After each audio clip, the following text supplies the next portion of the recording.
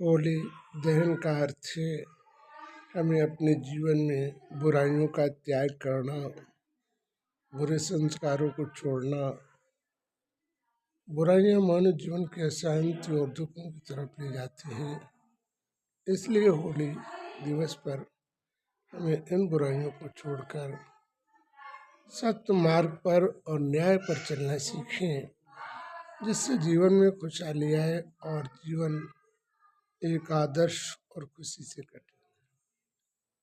तो हम होली पर्व से ये शिक्षा लेते हैं कि अपने जीवन को परिवर्तन कर हमें योग्य बनना है, जिससे हमारे जीवन में किसी प्रकार की समस्या और दिक्कतों का सामना न करना पड़े, क्योंकि यह मानव जीवन का कर्म के द्वारा ही दुख और सुखों का भोगना पड़ता है।